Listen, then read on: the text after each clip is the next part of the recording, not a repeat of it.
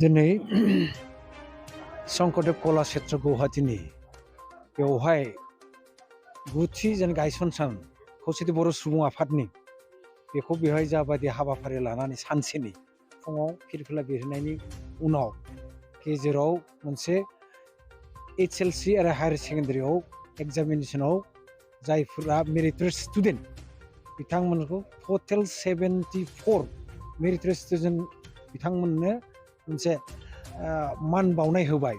बे हाबाफारिया निश्चय खौसेथि बर' सुबुं आफादनि जानाखि जारिमिन बर' जातिनि जारिमिनाव जारिमिन जाना थासिगोन बियो। एथ' बुरजा फरायसा फरायसुलि बिथांमोनखौ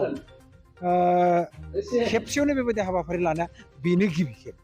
आरो बेवहाय आङो बर' कसारि वेलफेयार अट'नमास काउन्सिलनि जानानै बिथांमोना हाबाफारियाव आंखौ सोलोंथाइ बिफाननि मावफुं सोद्रोमा महरै आंखौ बिथांमोना गाहाय आलासि महरै लिंनाय जादोंमोन। जोंनि काउन्सिला सोलोंथाइ बागै मा हाबाफारि लादों आं बेखौ आंनि बुंनायाव आं बेरखांहोनो नाजादोंमोन।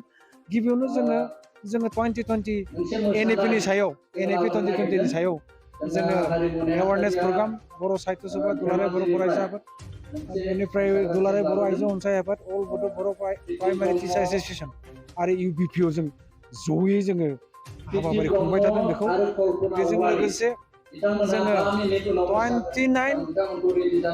29 स्कुलनो जोंनो ग्रान्ट हरनाय खोथा बड' स्टुडेन्टआव जानाय इनसेन्टिभ बा स्कलारशिप बेजों लोगोसे जाखिनि टेकनिकेल बा हायार इडुकेसननि थाखाय जायफ्रा गुबुन इउनिभारसिटि इन्जिनियारिं कलेज बिथांमोननो रां मदद होनायनि हाबाफारि बेखौ हाइलाइट खालामनाय जादों। आरो फैनाय बाजेटआव नैबे गोदान बाजेटआव जों UPSC APSC नि सायाव बोरैहाय जोङो मोनसे मटिभेसनल' नङा बोरैहाय जोङो रां अनसुंथाइ बोरैहाय जों सायख'नो हायो कचिं बोरैहाय लानो हायो बिथांमोना बिनि हाबाफारि जों काउन्सिला लानो नाजादों। बेजों लोगोसे जोंनि बर' राव हारिमु जौगानायाव खौसेथि बर' सुबुं आफादा जाबायदि हाबाफारि लाबाय थादों जोंनि काउन्सिला बेखौ मदद होबाय थादों।